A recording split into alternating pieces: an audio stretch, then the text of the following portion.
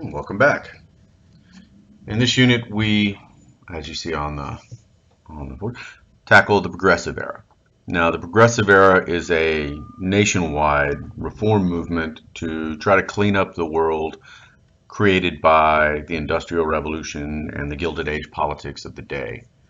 And so, progressives are just like you're looking at here, Teddy Roosevelt trying to clean up alcoholism and the prevalence of drink among the urban classes. Some are going to try to make a workplace a safer place. Some are going to try to make government more accountable to the people.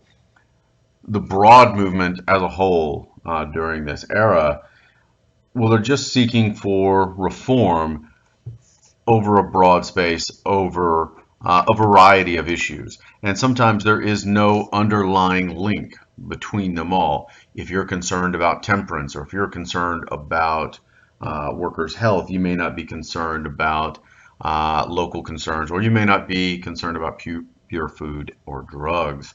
So there really is no one issue that unites all progressives. It is a massive movement seeking reform in all areas of society.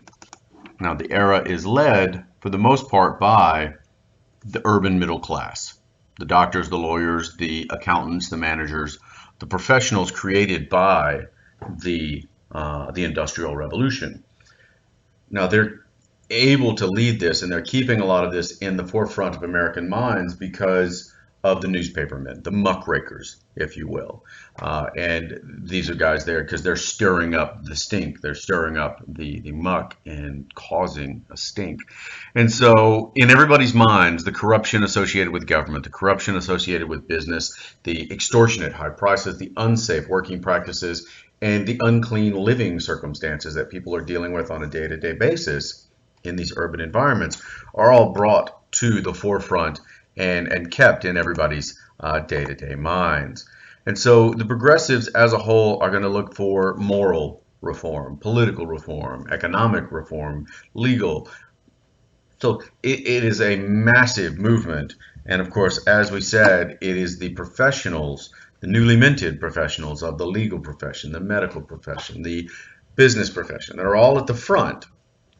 And we're going to start creating the American Medical Association, the American Bar Association. We're going to start to put these professional associations up at the forefront so that they can help put pressure, get movement on these issues in a way that will help make government more accountable to the people, more accountable to them, which is where they believe government should be answerable to.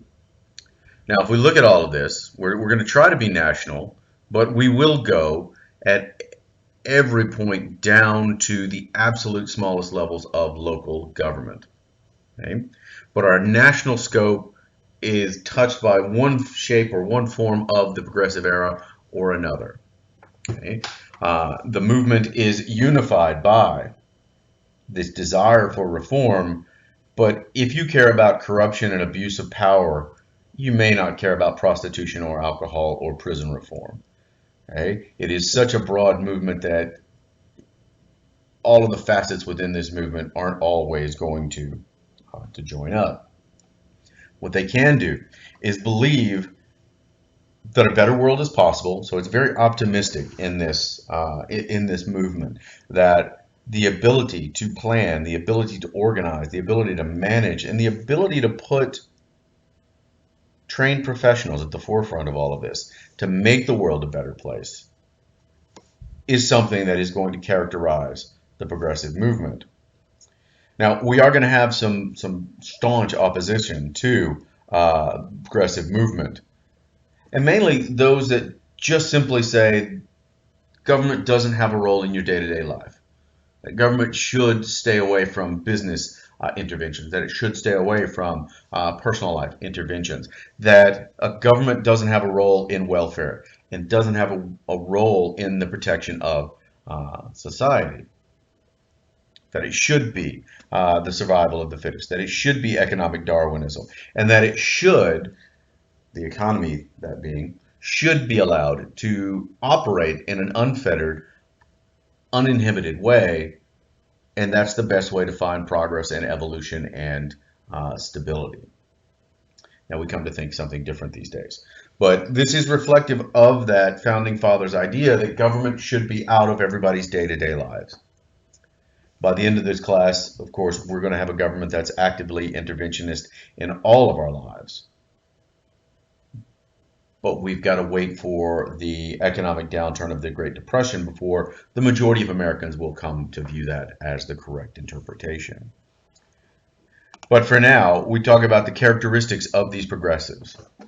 Well, what are they doing? They're optimistically looking to humanize and regulate the industrial world, and that we're going to drive for efficiency and the reliance on experts. Okay? I don't want a politician who's good at getting votes making decisions about sewage systems and making decisions about traffic integration. We need experts to show this. We need experts to study this. We need experts to direct. I don't need a politician who has no training in electrical engineering designing electrical grids for a municipal entity. We need experts to do this, and we're going to start to rely on them to a great extent. And of course, in this optimistic, idealistic idea that humans are good and of course have the ability to change, it's a Lockean concept of humans, that we are a blank slate and that we are our environments will shape who we are. We're not looking at a pessimistic view of humans like Thomas Hobbes. We're looking at the optimistic view like John Locke, and saying through this optimistic, idealistic lens, we can reform society and make it a better place. And to do that, I'm willing to put government and use the authority of the state in that interventionist role. For the first time in American history, in the last 100 years, we're willing to use the public protection powers, or at least the assumed public protection powers of the government, to achieve these goals. We want to investigate it, we want to educate it, we want to legislate it away. And in that John Locke sense, in that environment, nature versus nurture, if we can change that environment, we can change the person. Okay? So what do we have? We're talking about characteristics. We've got optimism, we've got idealism, we've got interventionism. What do we also have is this paternalistic, almost evangelical belief that this is the right thing to do, that we're doing God's work because we know better. And so with all of these other isms, idealism and optimism, we add paternalism and racism to the mix, because everybody should listen to us because we're the upper middle class, we're the wealthy white citizens of this country. They should listen to us. And therefore, we're going to have a heavy dose of paternalist and racist ideas going along through all of this. Now, these ideas will also permeate our progressive era foreign policy as well. So when we talk about the major progressive presidents, whether it's Teddy Roosevelt, Taft, or Wilson, idealism, optimism, paternalism, racism, these isms all factor in heavily as we start to look through all of it. But they're going to see themselves as trading on the Jeffersonian links and the faith in people, whereas we also are drawing on that Hamiltonian belief that government should be able to, must be able to act on that will and to make the world a better place. So our progressives are going to be linked with, but stand aloof from, the socialists of the day. Okay? And some progressives are looking at the socialists of Europe and saying, Germany, France, England, what do they have? They've got workman comp. They've got workman's comp programs out there. They've got pensions. They've got municipal ownership of utilities, whether it's rail, whether it is water or electricity. That's a way to avoid greed. That's a way to avoid exploitation at the hands of these businesses. That's something maybe we should look at. But that's always a slippery slope. That's always a dangerous slope, at least in American ideology, because we do love some isms, but the isms that we don't like, socialism, unionism, communism, these are all bad isms, and we'll continue to have that knee-jerk reaction to it all, as you heard in a State of the Union address more recently, hammering on it, America will never be a socialist country. Well, we're moving in that socialist direction and we're adopting a lot of these socialist policies. But in the 19 teens, that was a tough sell. Right? Eugene V. Debs was growing the Socialist Party to the point, as he's running for election in 1912, he's getting a significant number of votes as we move from 1900 to 1912. So we get socialist candidates making local electoral success, state electoral success. National success is harder because too many of Americans have too much vested interest in capitalism and in socialism. If we're looking at where the socialist links were the strongest, think Wisconsin, think Michigan, think Minnesota, think into Ohio. That's where a lot of the Socialist Party was getting a lot of its strong links, along with elements in Pennsylvania, New York, and Massachusetts. So the majority of progressives will keep an arm's length from the Socialist Party and the name socialism because it's very much a pejorative. It's very much a firebrand kind of a name that will immediately put people on edge and put people at odds just by mentioning that word without ever referencing the policies or without ever referencing what was being discussed. Now, when we talk about the progressives, where are they going to target? Where are they going to look at their areas of reform? Well, for us, let's start with governmental reform.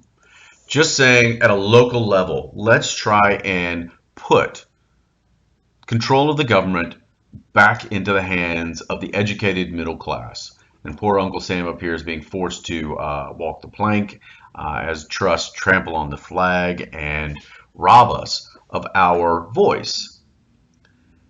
And so the political machines and the political parties and the corruption, the government ownership, or at least the ownership of the government by big business, had really taken a lot of people's voice away from how they wanted their localities and how they wanted their state or their federal government to run. And so when they look at all of this, they say, how do we get it back? Let's use our individual morality. Let's use our collective action. And of course, as we're trying to run a city, let's use the scientific methods and the new science that is being developed to help make sure that these city governments work properly. And so that's a part of that reliance on experts and the reliance on these newly trained individuals that are studying demographic developments, that are studying the systematic and the efficient use of drainage and the efficient use of sewage and the treatment of all of these areas to help make our cities better. And so they start looking at a local level and how do we take away the political machine's ability to dominate local government? Well, they're going to try to use three tools. They're going to try to use the initiative, the referendum, and the process of recall.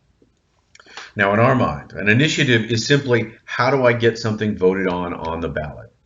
If our city council doesn't want to talk about this, if they don't want a vote had on lowering of our property taxes here in Austin, Texas, well, what do? Well, we start an initiative.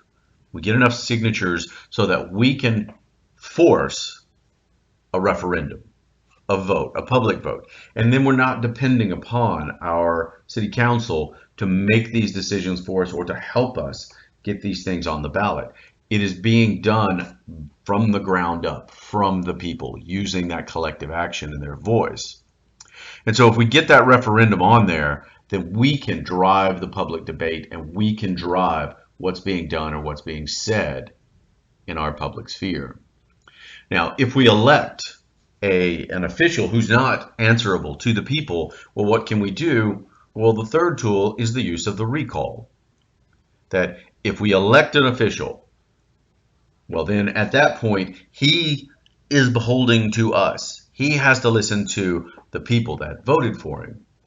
If he's not, well, we could hold a special election to have him recalled and taken out of office, and we can elect somebody who will be answerable to us.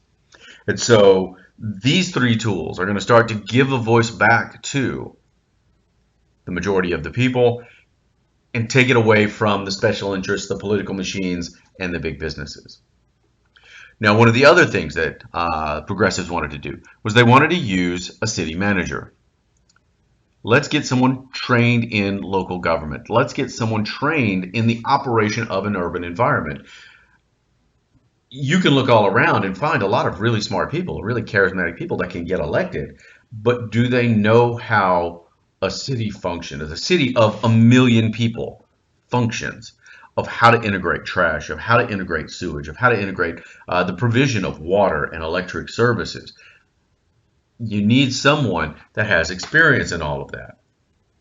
And the hiring of a professional city manager and let them run a city, that was an idea floated out there and utilized, and still utilized today. Now, they're still answerable to the elected officials, but let the professionals do their job and do what they do. Now, if we want to try to keep some regulatory tabs on some of these commissions, we need to establish municipal departments to help manage utilities, services, welfare, and answerable to a commission, answerable to a city council, still answerable to the people that are electing them, but yet there to do the jobs that are their priority. Efficiency, expertise, away from the corruption in the boss system, asking about public health for doctors, for nurses. Okay? When we talk about the whole of the COVID epidemic, we're not trusting politicians and their knowledge of medicine. No, we're asking medical professionals to guide our elected officials, because you may play a doctor on television, but you may not be a doctor, and therefore you need to take appropriate advice, whether it's engineers, whether it's doctors, nurses, city planners. And let's go ahead and start to develop trained academies for fire and police, because up until the 1890s, that was not the case. So let's make sure they're appropriately trained and make sure that they're universally qualified. Okay? Now, we can start this at a local level, and we can start this at a city level. But unfortunately, we keep running up against state government. We keep running up against corruption at a larger level. So not only do we have to go large citywide, but we've got to start to go and think statewide. And so when we start to get to the state level, that's when we can start to see some different reforms. And in particular, let's start looking outside our region. Let's start looking at entities that span across the state and maybe even interstate. Let's look at labor unions. Let's look at railroads. Let's look at taxes, prisons, mental facilities, schools. Let's look at universities. Let's look at the broad statewide level, and let's try to make some reforms happen that can impact people's lives for the better. In particular, labor. Now, the big scandal of the day, and we referenced it in the Gilded Age, was the Triangle Shirtwaist Factory fire, where you see women leaping to their death in Midtown Manhattan because of exceedingly long and difficult working environments in these sweatshops. So women, and particularly child labor, when you look at the Rust Belt and you look at all the coal mining and the textile industries, a lot of children are winding up in the workforce. And so what we're going to start to see are state level laws being passed using their public health protection powers to protect women and children. By 1900, a fifth of women in the United States are working. A third of them are 15 to 24. If we look at kids, 3 million kids are working. Okay? A fifth of them, from 5 to 15, working full-time jobs. I used to joke with my son all the time, you're 8, if it was the 1900s, you'd have a full-time job. so going to school ain't so bad. This is kind of where we're sitting with all of this. The industrial world and the rising cost of living have really drawn more women and more children into the workplace. And everyone assumed to a certain extent, going to work, men might get hurt, but seeing women die in unsafe workplaces, seeing children die in unsafe workplaces, as the muckrakers publish that on a day-to-day basis in the newspapers, that's when people's attention start to pay attention. By 1913, women are forbidden from working at nights in 39 different states and set working hours. The Supreme Court is going to uphold, in Muller v. Oregon, a 10-hour working day for women. You can't work more than 10 hours in an individual day. Or you can't force. It can be voluntary overtime, but not forced labor beyond that time. 28 different states are going to have laws regulating child labor, meaning you had to be 12, 14, 16 before you could go to work. Now, this was prior to identification cards and prior to Social Security cards. So how do you determine whether somebody is of age to go to work? Well, if they look like they're of age, it could be. And that's if you're interested in abiding by this law. A lot of people weren't. You see a kid show up and his family really needs the money and they ask him, how old are you? And he says, 12. Okay, well, I'm not buying it, but what the heck? Kid labor is much, much cheaper than female or male labor. So we'll put the kids out there. Sometimes the courts aren't always favoring reformers, because remember, a lot of these judges are stockholders in a lot of these large companies, so they have a vested interest in not hindering the exercise of big business. But the states, as I said, are claiming their public health protection powers. Maryland is the first state to institute workers' compensation laws for those injured on the job, and by 1916, 2/3 of the states have compensation insurance for accident victims. After 1900, we start to see inspection laws emerge, and by 1914, the push to have employers held liable for accidents in their workplace, it's up to 25 states having those laws enforced. Today, we have a myriad of different laws, and we have just a Byzantine code of practice about how to protect workers at every level, but it had to start somewhere. And it starts in the 1900s with the Progressive Era here. Now, a student once asked me, well, why didn't they just make the machines in the factory safe to begin with? The simple answer is money. I can make a machine that is a heavy press that stamps rolled steel into a form that used to into a fender that's going to go onto an automobile. Now today we have all kinds of safety features built in. We have all kinds of protections built in. At that point, having all of these sensors to make sure somebody's hand doesn't get in there, and having the distance and having the controls away from the press, all that costs money. All of that has to be designed. All of that has to be implemented, and it makes it much more expensive. At this point, we're working on economies of scale, faster, cheaper, faster, cheaper. Safety costs money. And if nobody's holding them accountable for safety, then they're just not going to do it.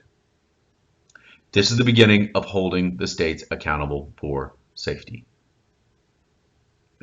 Now, if we're looking at the individual states and we're looking at how they're going to keep people accountable, well, we're going to use regulatory commissions that will govern an industry, that can examine books, and that can set maximum and minimum prices, and in particular looking at railroads, looking at electric utilities, looking at water companies. These are the ones where commissions are going to be in charge, and in particularly rail lines. So they have the powers to examine your books and to say, no, it should cost this, it should cost that. It's not always the most effective way of doing it, not always a positive thing. And some industries are severely undermined because I could be a well-intentioned, well-minded reformer, but I'm not an expert in that industry. And if I get appointed to the Regulatory Commission for the rail lines, I may think it sounds logical to say A, B, C, and D, but what happens if B and C and D aren't logical because of processes and factors of the industry that I know nothing about or that I don't care to know about? If I don't understand the full complexity and the full cost of doing business, and I just lay out regulations based on what I think and I'm uneducated, that can be decidedly negative. Now, what a lot of these regulatory commissions and laws are seeking to undo is the alliance between business and government and put the people back into politics again. So instead of caucuses and instead of, smoke-filled back rooms where candidates are chosen, you wanted to use a direct primary so that the voice of the people could be heard. And by 1916, all but 3 states had direct primaries where the voters select a candidate for that party. It's not a group of backroom party bigwigs that exclude the people and choose who they want to be on the electoral ballot for that year. So this is a significant development. Now also, as we move forward with this, there's going to be a push to take the election of senators out of the hands of the state governments. Because remember, your state governments are at times controlled by big businesses or political machines. So let's get the voice of the people back and start directly electing senators. And in 1913, we'll get the 17th Amendment, which gives what the populists wanted all the way back in the 1880s, the direct election of senators. So that's a win for the progressives and a win for the populists of 30 years earlier. Unfortunately, no matter what we can do at a state or a local level, we always come to a national organization. We always run up against lobbyists and organizations that have more money, that have better machines, that have better organizational skills. And we can always run into, whether it's appellate courts or the Supreme Court, that routinely sided with entrenched economic and corporate power. But nevertheless, like with the 17th Amendment, like with direct primary, like with the use of initiative, referendums, and recalls, and city managers, we are seeing progress on this agenda. We are seeing state level changes being made. Now, we need to take it to a federal level. And at a federal level, we're not necessarily assisted by our president here, William McKinley. Okay. Now, McKinley is going to be removed from office by an assassin's bullet, Leon Kolzig, and this brings around another round of this belief that foreign-born radicals and extremists are, infiltrating government and infiltrating our political process and trying to destroy it. But our good man here, Teddy Roosevelt, who had been chosen as vice president for the 1900 election, largely to keep him out of the public eye, to keep him under wraps, is hurled to the forefront of the political frame, and he intends to use the presidency, as he calls it, as a bully pulpit. Okay? That he was going to protect the people, and he was going to use the executive branch as a protector for the people. And bully, he doesn't mean the playground bully. And bully means it's a righteous pulpit. But he also is going to do a plenty of bullying, both at home and abroad. So this bully pulpit There's Roosevelt screaming at the top of his lungs from a high point about reform. Well, he's going to be muted at times, and he's going to be limited and very subjective in how he chooses these reforms. Because in his mind, some trusts were good, some trusts were bad. Some trusts are going to operate in the public interest, like making food cheaper and making food more accessible. Some trusts would operate contrary to the public good, and in his mind, he was going to break those up. But who gets to be the judge? Roosevelt does. Government does. And we're going to, at least Roosevelt is going to be the judge of who's acting in the public good and who's not. In 1903, as president, he asked Congress to create the Department of Commerce and Labor with a special Bureau of Corporations. They're going to be out there investigating. They're going to be out there. And it's Roosevelt that's going to be at the head of it. And he's the first president that we can think of since Lincoln that can use the unfettered powers of the executive branch for the good of the people, because he holds the public interest of the people. And Roosevelt is the first one that can really capture the imagination of the American people because of his unusual background. We know him as a politician, but he'd written books. He was a naturalist. He was a hunter. He was a soldier. He was out there. And he had a very interesting childhood where he was sickly and asthmatic, and he went to Harvard, and he changed his whole mindset. He really advocated this strenuous life where you get out there and you challenge yourself and you strive, and he became a boxer at Harvard. But manliness, men do certain things. And he was a boxer, he was a wrestler, he was a horseman. He's out there doing all of these things, advocating this strenuous life. And then in the 1880s, he retired to a ranch out into the Badlands of South Dakota to become a rancher. Got him out there in his buckskins with his rifle.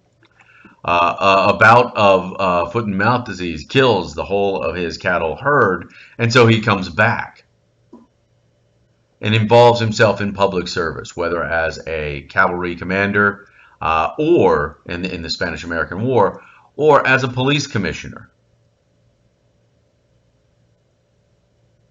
And so the many jobs that Roosevelt held, he was a cowboy on the Badlands, he wrote books, he was a police commissioner for the city of New York. There's a show on, I think it's on USA, called The Alienist. It's a series written by Caleb Carr that incorporates Teddy Roosevelt as the police commissioner of New York into that historical mold. But for Roosevelt, he joins the Naval Secretariat before he becomes a Rough Rider, but always this strenuous life, always the activity of it all. And for us, he wanted to bring back the dignity, bring back the authority of the presidency. And even after he was done being president, he's traveling the world, big game hunting, which was what you did if you were a manly man in the early 1900s. You traveled around and you shot the ass off of everything that moved. And so Roosevelt is going to capture the imagination of America in that way that he appealed to Americans of what they wanted to be or what they thought of themselves. They thought of themselves as rugged individualistic, of going out and doing all of the things that Roosevelt is so very famous for doing. And so when you combine that with the presidency, and when you combine that with the video age, we're going to start to see film clips of him, and the audio, they get to hear him and they get to see him, and you combine it with this larger-than-life figure, Roosevelt really does capture the imagination of the American people into the 20th century. Now, Roosevelt, when he becomes president, well, he's going to typify and exemplify that image of a trust buster for all of us. He's going to take on the Rockefellers and the Morgans. And Northern Securities Company was a holding company of rail conglomerates that he just orders to be broken up and sold off. Okay? He takes on Standard Oil. He takes on American Tobacco, DuPont. He goes after pretty much anybody that he regards as a bad trust. The reality is he brings far fewer cases than anybody else. But if you remember Roosevelt's main foreign policy dictum, you know, speak softly and carry a big stick and you'll go far. Well, he's going to walk softly and speak softly, but he's going to carry this large stick. If he sees somebody that needs to be whacked, he whacks them, Northern Security. Everybody else at that point then takes notice. And then he can then use cooperative and cajoling methods rather than litigating and regulating. You'll tell them, I don't like the way you do this, change it, or, well, at this point, they all believe that he will take on anybody and everyone. If you're willing to go after J.P. Morgan and the Rockefellers, well, then you'll go after anyone. And therefore, he's able to get more done through cooperation and mediation than anyone else. In particular, some of his battles out there in the coal fields of Kentucky, where he advocated the use of presidential mediation and arbitration at the White House to solve a labor dispute. As winter was coming along, you can't have disruption in the supply of coal at that point in winter. And so he said, if you don't get it solved, if you don't come to the White House, and if you're not going to allow that this binding arbitration happens, he would seize the industry and send in the military to mine coal to avoid disruption for the nation. In the same way that he seemed at this point on the side of labor, he had the same view of good labor unions and bad labor unions. The AFL, good. The Knights of Labor and Eugene V. Debs, decidedly bad. And so Roosevelt is going to turn the trusts and the titans of industry from looming large over him to cowering beneath him as he stood larger than life above them. And of course, the omnipresent teddy bear starts to appear in all of these comics. Right?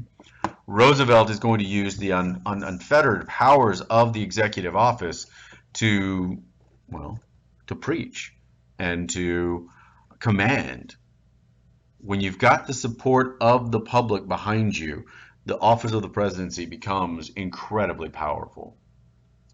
And to that end, he's going to turn attention towards governmental reforms. The Hepburn Act is going to empower the Interstate Commerce Commission by expanding its membership and jurisdictions, and then make the mandates from the Interstate Commerce Commission binding from the moment they're set forward. This was a stark change from the Sherman Antitrust, where you could say, here's a cease and desist order, and it wasn't binding until it was appealed and the appeal was adjudicated. At this point, you have to cease and desist right now, and then you can go to court, and then you can prove that you're not doing what the government is accusing you of doing. That's shifting the dynamic of and the burden of proof onto the industry rather than the government. And of course, it makes it binding from the moment that it comes out. That simple turn is going to radically increase the power of the government to regulate industry, and particularly oil pipelines, railroad cars, railroad companies, massively increasing the governmental power. Another area of governmental reform is going to be centered around the furor that comes out after Upton Sinclair's book, The Jungle, was published. Now, I don't know if you guys are still reading this. I read it back in my day. It is a socialist tract on the plight of workers in Chicago's meatpacking industry. and it details horrific conditions under which meat and food is processed, and particularly sausages. They render things down, boil it all up, grind it all up, and whatever falls into these great vats gets pressed into the sausage as well. So that means if you've got a vermin problem, you got a rat problem, what do? You poison the rats. All right. Well, if the rats fall into the vat, do they get ground up, poisoned and all? Absolutely.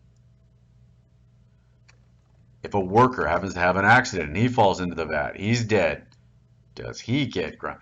And it was lampooned in a movie called The Naked Gun, where, into a sausage factory, a guy, falls in. But these were real concerns about the sanitary conditions in which the nation's food supply was being subject to. As this book is published, the focus went away from the socialist warnings about the mistreatment of labor to, holy hell, what are they putting in my breakfast sausages? Roosevelt, because he loves breakfast sausages, orders an investigation, threatens the industry, and threatens Congress that if you don't do something about this in the way of the Meat Inspection Act of 1906, I'll publish the whole report and I'll destroy the meatpacking industry altogether. The large companies are going to support the creation of the Meat Inspection Act of 1906 simply because they have enough money to make the necessary sanitary changes. It's your local butchers and your local shops that are going to have a significant problem keeping up with the governmental regulations. And a lot of them will go out of business due to all of this.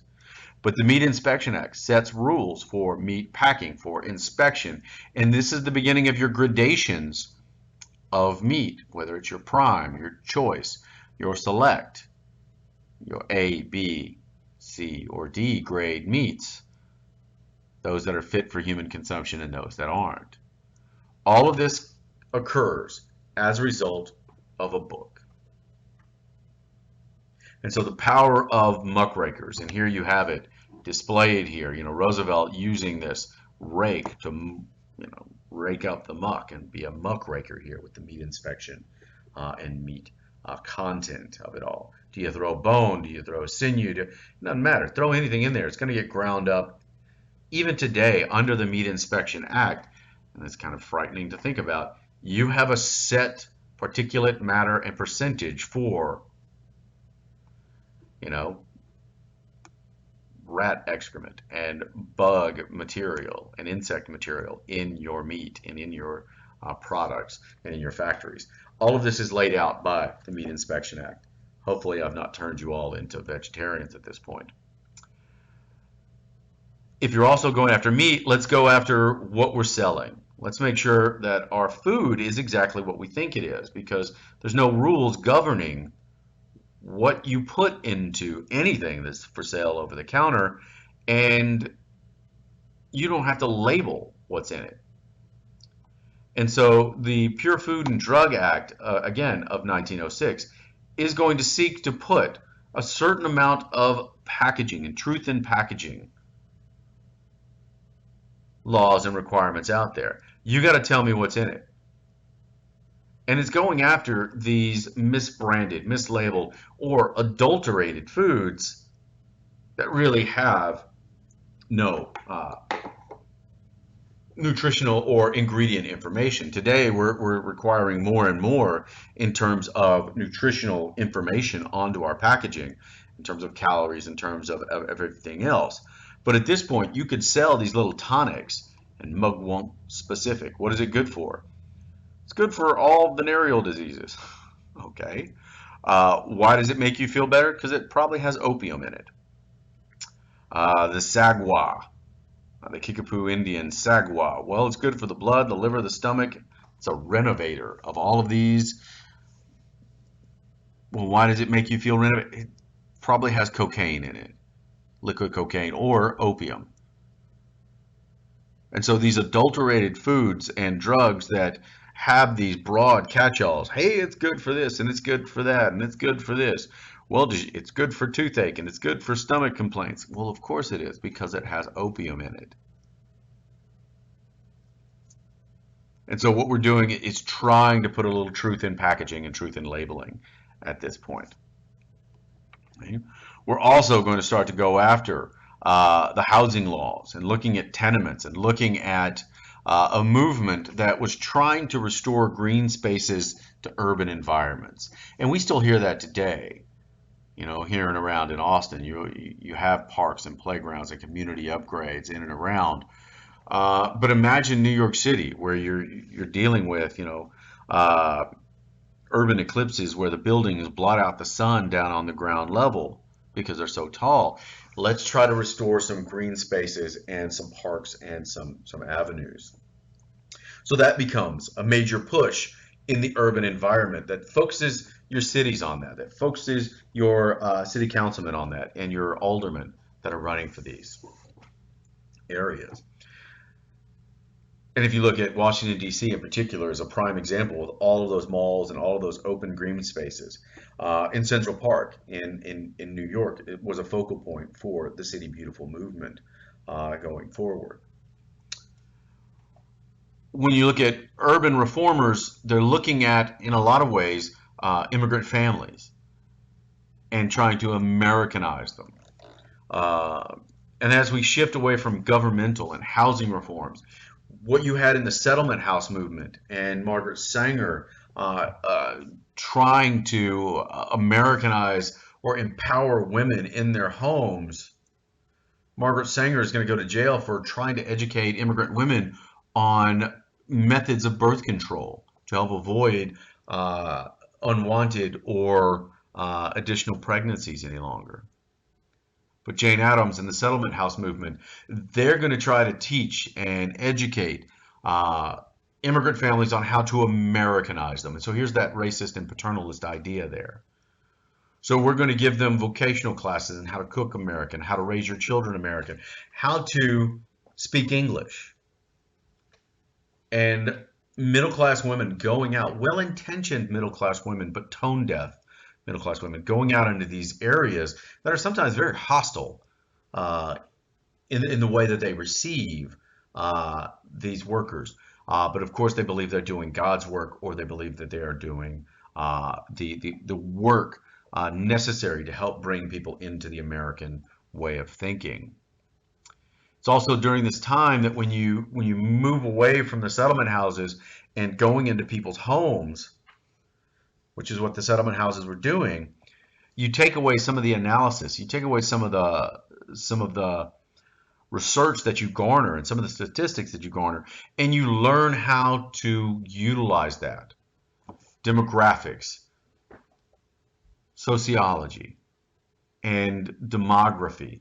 These tools start to be utilized by university social scientists in hopes of trying to figure out a way to make our cities better, cleaner, and safer. Industries would sometimes get involved in this extension of the settlement house and the Americanized schemes. Ford Motor Company would talk about its $5 a day, the best wage out there at the time, because they worked their workers extremely hard, but they would pay the best wage out there. But they would also have a sociological department that would go to your home and make sure bathing and English is being hygiene skills are being practiced, and English is being spoken as the first language in the household. Today, we would consider this a major infringement on your privacy and your rights to privacy.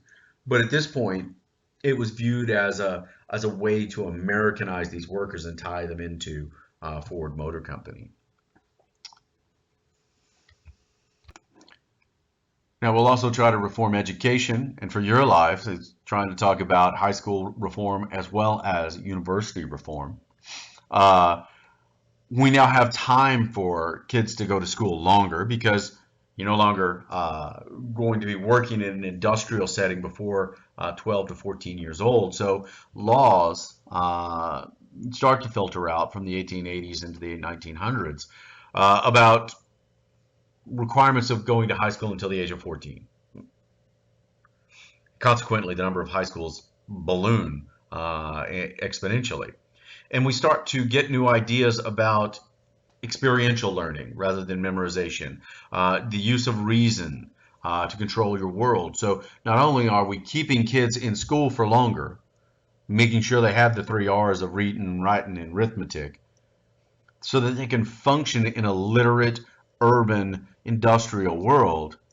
And then we're going to try to send them to universities, and the number of universities double, with social sciences and psychology and social work and political science start to become major courses of study that could be applied during the Progressive Era. Overall, the majority, almost 80% of your school-age children are in public schools, with a further 8% in private, 600,000 attending university on a yearly basis. The main exception, not surprisingly, the largely rural South. Okay? And in particular, African Americans, where only a small fraction of those African American children would attend school on a regular basis. So once we're done cleaning up our food and our drugs and reforming our cities and cleaning up housing and Americanizing everybody and educating everybody, well, we got to get them sober. And Carrie Nation here was on a crusade to clean up the vices of America, because alcohol was viewed as that gateway drug. That all of the ills of the city were caused by alcohol, and hence she would go around. She was a tall woman, close to 6 foot tall, and she would carry this hatchet into some of these establishments and drinking establishments, and she would start hacking up the bar and breaking up the place. Arrested numerous times for all of this. But I'm sure you've heard the phrase of a gateway drug. And in the Purity Crusaders and the Temperance movement, they're all moving in a way that sees alcohol as the cause to poverty, vice, crime, and industrial accidents. The Women's Christian Temperance Movement, the Anti-Saloon League, they come together to form a broader movement trying to limit access to alcohol.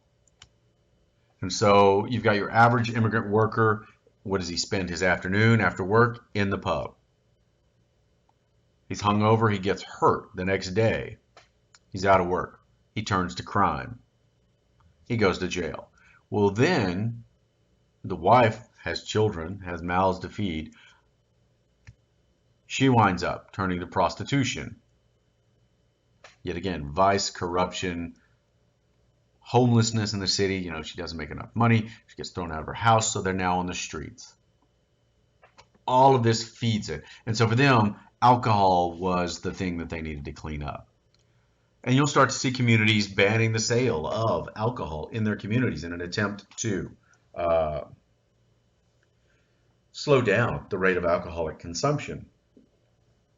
Now, I grew up in a dry county. It did not slow down the consumption of alcohol when I was growing up. All it did was make sure you drove to the next county line to buy alcohol and then transported it back. And my town missed out on a whole lot of tax revenue. But nonetheless, this was the thought at the time in the the late 1880s, 1890s, and early 1900s. When we also look at some of the other movements, you're trying to end brothels and prostitution, or at least trying to slow it down, the tolerated nature of it all. By 1915, most states had banned brothels. We also look at another element of reform that had been discussed and bandied about since the 1830s, 1840s. But the suffrage movement took a back seat to emancipation in a lot of reformers' minds. Well, now that that is achieved to a certain extent, the National American Women's Suffrage Association is going to try to push the notion of equal representation in suffrage for both men and women. A much more pragmatic move, they're going to try to move the message away from the natural right of everyone to vote and equality to one of more of a pragmatic issue that women are more sensitive and are better at handling moral issues than men, and therefore they need to vote to have a voice, a more moralistic voice heard that men simply aren't offering at the time. By the time we reach the progressive era, the suffrage movement has already gained a lot of momentum. 1890s, 56,000 women voted. 1910, 140. By the time it's fully employed, 283,000 women were going to vote in 1920 as the 19th Amendment brings full suffrage into play. We have a couple of cartoons, or one cartoon here. This is your drunkard's progress that gives us the full story of why alcohol is such a dangerous entity. You have a glass with friends, or you have a glass to keep the cold out. One glass too much, and he's looking a little glum. Now he's a little bit riotous and waving his walking stick. Or the summit attained, jolly companions, a confirmed drunkard. He's out there having a ball, smoking and drinking and laughing and joking. But of course, in the morning, well, he doesn't look too good. He's torn his pants up. He's got a little stink coming off him. He's got a little flies. And then, of course, poverty, because you spend all your money out there. Disease. His friends don't want anything to do with him. So somehow he steals some better clothes and he starts robbing people. But then he gets convicted of crimes, and of course, he's going to lead him to suicide. And here the wife and the children down here left alone with nothing really to look forward to. And the map here charting the issues of suffrage. And if you look at the Deep South, they don't go for suffrage until the passage of the 19th Amendment. But the further west you go, the more likely it was for you to have full suffrage, because out on the frontier living, you need both contributing equally towards the well-being of your household, and therefore it was harder to deny women the right to vote as we go forward. Okay. Now, as we move into 1908, Teddy Roosevelt is going to hand off his presidency, his policies, and his babies to his chosen successor, William Howard Taft. And these are some unlikely bedfellows here, and that they're going to be of the same party, but not of the same understanding. The pragmatic nature of Roosevelt, the bombastic nature of him, is going to be quite different than the legal-minded, corporate-oriented Republican that William Howard Taft is. And Roosevelt had thought about running for a second term on his own electoral rate, but here you have this idea of the third term principle of Washington, keeping him out. He still has his platforms, his issues, his policies here, but he can't dodge the notion that nobody should serve more than 2 terms. But of course, he was only elected to one, so we'll talk about whether that. But the tendency for somebody only serving for a set number of years is strong. But when we pick up Taft, who is he? Well, he's a Yale graduate, governor of the Philippines, federal judge, administrator, organizer, a competent politician. But he doesn't like the limelight. He doesn't like, the stage. He's a very large man, the biggest man to occupy the office. He played golf. He took naps. He played bridge. He didn't go and ride and hunt and fight and do all of these things. He was less of the capture the imagination of the country kind of a guy than Teddy Roosevelt was. and therefore he's unable to capture that imagination. He will be aligned more so with big business, particularly over tariffs and over issues in and around trade and commerce. Taft is the first Republican that starts to align the party in a way that we think. It is no longer going to be the party of Lincoln. It'll be the party of, well, rich white guys and businessmen. And so Taft is going to be forced to bust more trusts. He'll bring more cases than Roosevelt ever thought of, but the image is not of him as a trust buster. The image is of him getting stuck in his bathtub in the White House. Here's the image of Taft here. It's a big guy playing golf. And this is the bathtub that he put into the White House. And just for a little bit of scale, this is how big the thing was. Now, it's not 100% true about him getting stuck in the one that was already there, but he certainly wanted a more luxurious bathing experience than the one there could offer. And it was so large that they had to take out the window in the bathroom there and slide it in that direction. But it's in stark contrast to Roosevelt, who's up there hiking, who's up there shooting, who's up there, doing all of these things on a grander, larger scale. And so there's going to be a significant conflict when, once Roosevelt comes back from his world tour and shooting everything that moved, he's going to be very, very critical of the way Taft is handling, in his mind, his policies.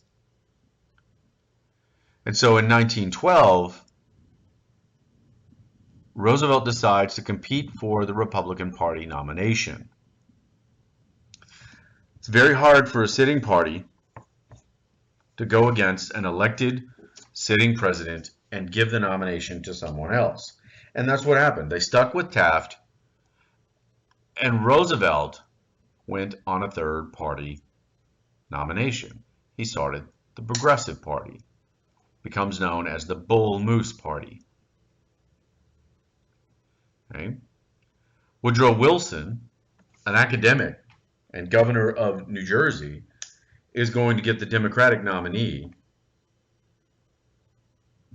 Taft will be the Republican nominee. And Roosevelt is going to run under that Progressive Party. Well, as he's going in on October 14th to give a speech,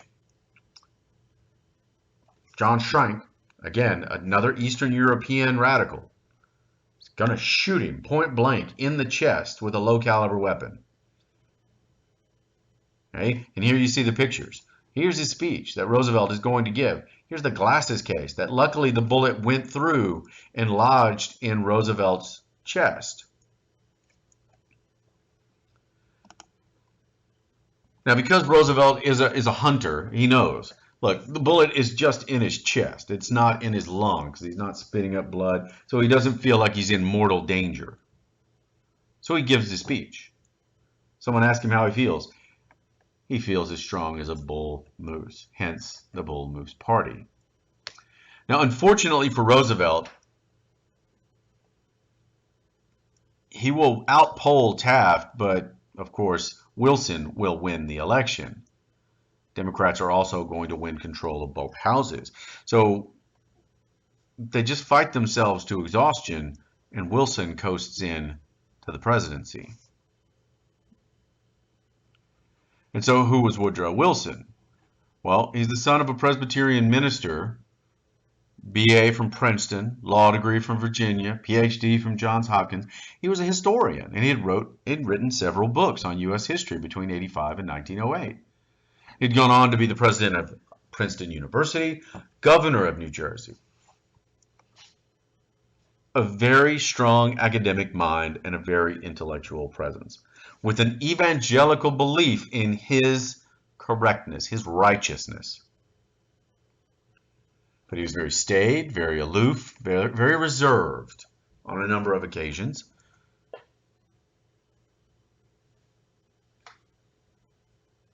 Firmly aware that he might be the smartest man in every room, assumed he was the smartest man in every room, and therefore wouldn't take advice and would never compromise. One of his failings as president. But he does have an enormous repertoire of oratory skills, eloquent words, and religious imagery. And he's going to believe that evangelically America has an obligation to make the world safe for democracy and safe for Americans. And so in terms of reform, he and Roosevelt are the more progressive. Taft is probably the more conservative out of all three of them, of these so-called progressive presidents. He just doesn't have the bluster. He doesn't have the charisma. He doesn't have the style that appeals to America in the same way as Teddy Roosevelt. But the path of progressive reform continues. You create the Federal Trade Commission. You outlaw interlocking directories and price discrimination. And of course, the use of cease and desist orders against unfair trading practices. Binding upon issue. So across the 1900s, early 1900s into 1914, the power of the president, the power of government against business, one of those key components of progressivism, is going to be expanded greatly. Okay? You're also going to have a major impact onto monetary policy by the creation of the Federal Reserve in 1913.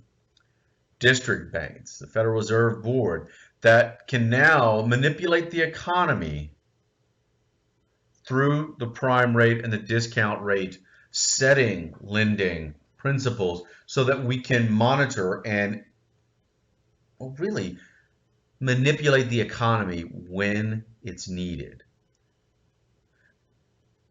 We don't have a full extent of the global impact of the economic ebbs and flows of America, but we're getting there. More importantly, you're looking to break J.P. Morgan's control over the monetary supply through his monopoly of gold through the Federal Reserve Act. You're also going to start to see tariff reforms, restore competitive balance by removing certain tariffs that were keeping foreign prices unnaturally high. Now, this is going to be disliked by a lot of American industry because you want economic protectionism. But if you're Wilson, you're looking to pass along an overall savings by lowering these tariffs, making it more competitive. Well, what do now that you've lost one of the key components of governmental revenue? The 16th Amendment was passed earlier, instituting a modest income tax. The max was 6% for earnings over $500,000. So the die was cast at some point, leading to our income tax system of today during this progressive era. And so if we look at the first three presidents of the 20th century, you can talk about the summing up of it all. We had a goal of ending the abuse of power, reforming institutions, becoming more scientific and efficient, and we'll do that. But opposition and organizational opposition is going to be decidedly strong. Courts will sometimes side with entrenched economic powers, and at some point, the initiatives and the referendums become the tools of crackpot special interest groups that don't necessarily answer and address the real problems they were started out for. Also, regulatory agencies, they can be part of the problem rather than part of the solution. And they're woefully outnumbered. But what do the progressives do? public intervention for fairness, health, and safety. That principle is there. Trust busting, particularly under Roosevelt, means that corporations cannot face the glare of public scorn without answering it. Government is going to be given the tools to protect consumers against price fixing dangerous products, i.e. food and drug. And of course, a very small, very slight redistributive tax to help take from some of the wealthiest and redistribute to the poorest, or at least help the government regulate. And of course, the whole branch of social reformers, whether it's the Settlement House or anybody else, they're starting to relieve some of the worst ills of the urban environment. What it really does, though, is make Americans acutely aware of how the Gilded Age had robbed them of their democratic rights and privileges, of how all of that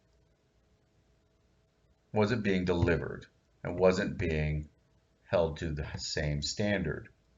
And therefore, as World War I comes over in Europe, you're now going to be acutely aware that you need to live up to those promises, deliver on those promises, and the progressives are going to be exhilarated by the wartime regulations. But unfortunately, it won't last. Once the wartime enthusiasm for them goes, the 1920s becomes the byword for a return to normalcy, which is where we'll sort of begin with U.S. foreign policy in the progressive era. We'll begin with that next time.